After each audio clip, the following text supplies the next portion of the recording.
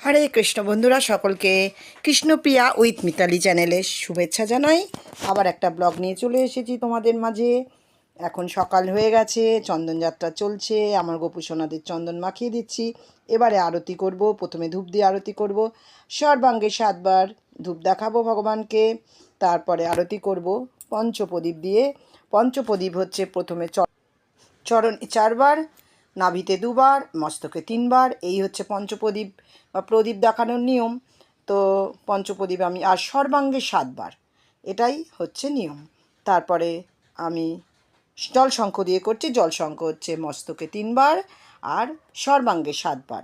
এরপরে রুমাল দিয়ে করছি, রুমাল সর্বাঙ্গে 7বার। আর তারপরে আমি করব পুষ্প দিয়ে, পুষ্প তাই সর্বাঙ্গে 7বার করে ভগবানের চরণে দিয়ে দিলাম। এবার আমি ময়ূর পাখা দিয়ে করছি, ভগবানকে হাওয়া দিচ্ছি। তারপরে আমি চামর দিয়ে করে নিলাম। এবার আমি চলে এসেছি রান্নাঘরে, সেবা পুজো সেরে বাল্যভোগ দিয়ে প্রথমে আমি অন্নটা হয়ে গেছে, অন্নটা নামিয়ে নিলাম। আর এবারে আমি আলু আর উচ্ছেটা একটু ভাজা ভাজা করে নিচ্ছি এদিকে, আর এদিকে মটরের ডাল সেদ্ধ হতে দিয়ে দিয়েছি। উচ্ছে আলু ভাজা হয়ে গেছে।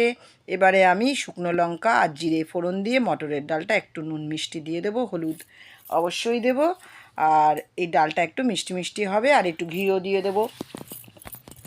তো ডালটাকে এবারে আমি সেদ্ধ করে রেখেছিলাম, ঢেলে দিলাম।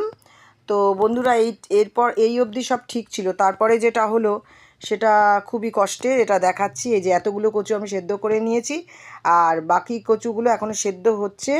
তো এতগুলো কচুর শাক আজকে আমাকে বানাতে পুরো একবেলা চলে গেল।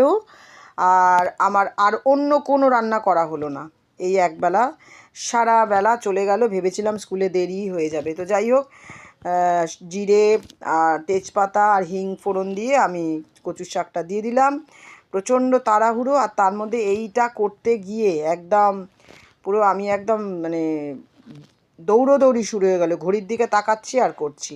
আর এর মধ্যে একটু আদা বাটা দিয়ে দেবো, হলুদ দিয়ে দেবো, আর কটা কাঁচা লঙ্কা দিয়ে দেবো। তো যাই হোক, এরপরে আমি এটাকে নুনও দিয়ে দিলাম। এবার নাড়াচাড়া করব। কচুর শাক আমরা সকলেই করতে চাই। 3-4টে কাঁচা লঙ্কা দিয়ে দিয়েছি। আর এবারে যেটা দিয়ে দেবো, একটু মুগের ডাল দিয়ে দেবো। আমি কিন্তু মুগের ডাল ভেজে রেখেছিলাম, সেই মুগের ডালটা দিয়ে দিলাম। মুগের ডাল দিয়ে খুব সুন্দর হয়। অনেকক্ষণ নাড়াচাড়া করার পর চিনি দিয়ে দিলাম আর গরম মশলা দিয়ে দিলাম। মোটামুটি আমার নেড়ে নেড়ে কচুর শাকটা রেডি হয়ে গেছে। অনেক সময় চলে গেছে। এবার আমি ভগবানের ভোগগুলো ভগবানের বাটিতে সব নিয়ে নিয়েছি। এবার আমি ভগবানকে ভোগ নিবেদন করে দেবো। তো ভোগ নিবেদন করা হয়ে গেছে। তোমরা সকলে ভোগ প্রসাদ দর্শন করো আর ভগবানের কৃপা লাভ করো। যা যা রান্না করেছিলাম সবই তো তোমাদেরকে দেখিয়ে দিয়েছি, নতুন করে আর কিছু বলার নেই। শুধু বলি, এই রান্নাটা করতে গিয়ে আমার সারা সময়টা চলে গেছে।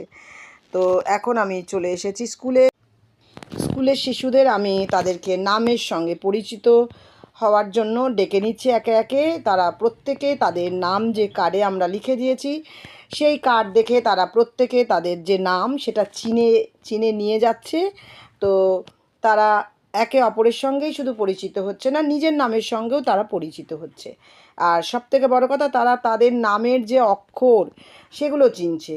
তো এইটা একটা পদ্ধতি। এভাবে আমরা বাচ্চাদের সঙ্গে সময় কাটাই, শুধু না, ওদেরকে তৈরি করি যাতে ওরা নিজের নামটা প্রথমে চিনতে পারে। তো এইভাবেই সারাদিন আমি বাচ্চাদের সঙ্গে কাটালাম আর অন্যান্য কাজও করালাম। সারাদিন যা যা করলাম তোমাদের সবটাই শেয়ার করলাম। তো বন্ধুরা, তোমাদের কেমন লাগলো তোমরা অবশ্যই তোমাদের কমেন্টের মাধ্যমে আমাকে জানিও। আর তোমাদের কমেন্ট অবশ্যই আমাকে উৎসাহিত করে। সকলে ভালো থেকো, সুস্থ থেকো। আবার দেখা হবে। রাধে রাধে।